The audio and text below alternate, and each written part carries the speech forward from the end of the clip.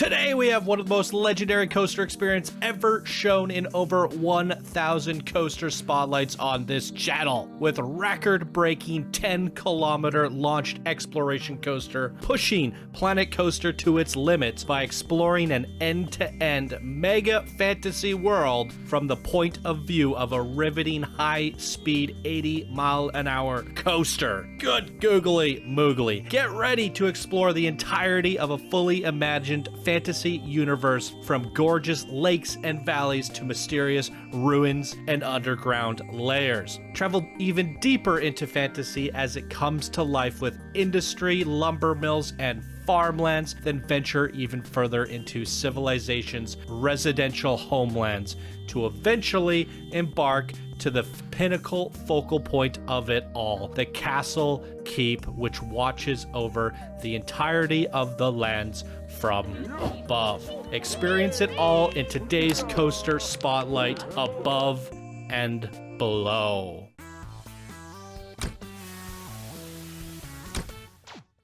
Hey yo, my Planet Coaster friends, Johnny5 Alive here, and welcome back to another episode of Coaster Spotlight. Today we're looking at Above and Below, created by Laummann, one of the most legendary creators in this community, always going above and beyond with gigantic mega coaster projects like the one you're seeing here from this footage. They submitted this, and here they said, this is in medieval times, but before they lived in this area, there was even more ancient tribe who lived here, and remains of this civilizations are still around. So have fun exploring both worlds. All right, short description there, but what you can take from it, this is a civilization that has been built up over an ancient civilization, and we're going to explore both of the cultures over a vast, massive, mega end-to-end Planet Coaster build. I mean, this design literally sprawls from both corners of the map all the way to the other corners, and it is fully detailed all throughout with beautiful vistas, beautiful landscapes, as you can see from this in the background. But what better way to experience it all from none other than the point of view of this amazing launched coaster. So why don't we get right on into it?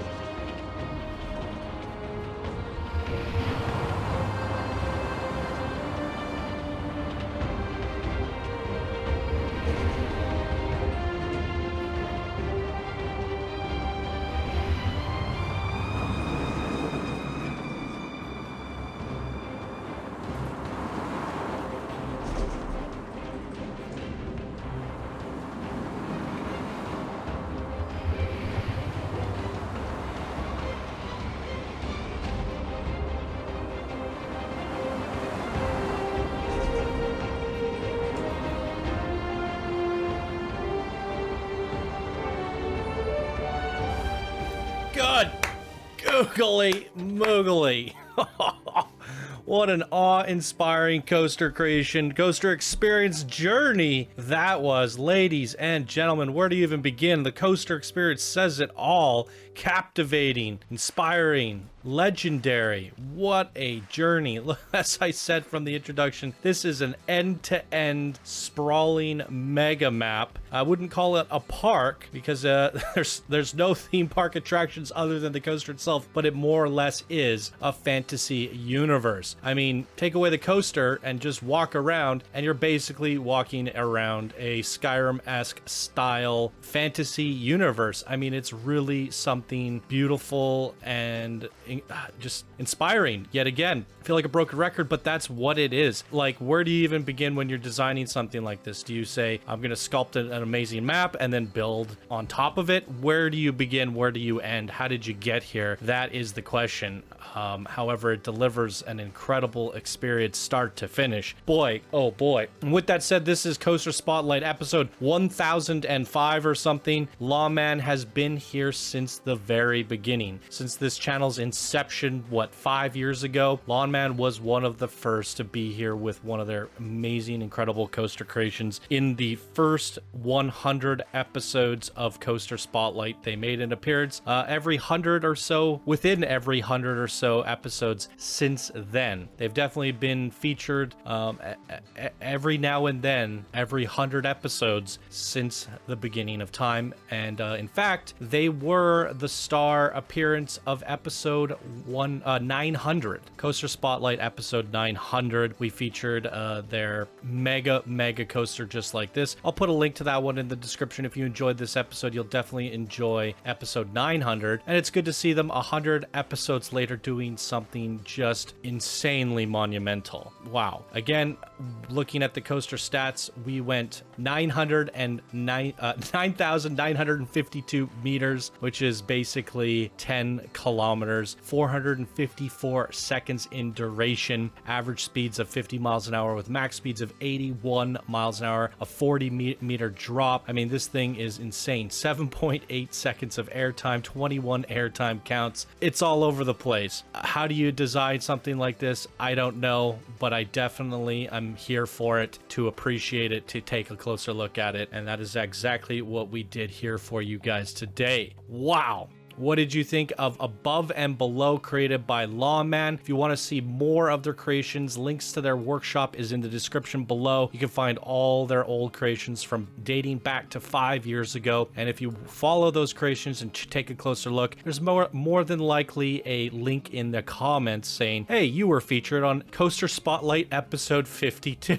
And you could find their creations in the channel if you also use the search engine and type in Lawman. So very cool. Lawman, you're an absolute legend. I love all of your creations. I always get excited to see what you're doing next, and it's fun to just kick back and experience coaster, just riveting coaster visuals for like 5-10 minutes hands off, and just sit back and enjoy the coaster. These are definitely rare occurrences on the Coaster Spotlight series where you get to just soak it all in, and that's because these things take a long time to build. As you can see here, most likely 100 episodes from today we'll see another amazing Lawman creation. At least I hope so. You've been here from the beginning. I appreciate you. I love having you in this community, and you're a big inspiration to everyone within it. So keep up the amazing work, Lawman. Love everything about this. And I think I mentioned this in 900. One bit of feedback, if I were to give any at all before we end things off, I would like to see the day-night sequencer being used on this. And for those of you that are not aware of what that is, it's just a trigger sequencer that allows you to control basically the time of day. So if we change it to like 6 p.m. or something, we have a bit more of a sunset. And, you know, I think because the coaster travels so far, so wide for so long, that I think sometimes well, whether we're going through these tunnels, back in here, certain bridges. I think you could turn the lights off to make it more atmospherically immersive. And then at certain points when we're high up at the mountaintop, it might be cool to start things off with a bit of a sunset. As we get closer and closer to the city, the sun is rising, and you slowly change the time of day. And when it's meant to be interiors, we turn it right off and that sort of thing. So a little bit more control in the day-night sequencer for me. It's not that much more considering you went through all this effort to do all of this.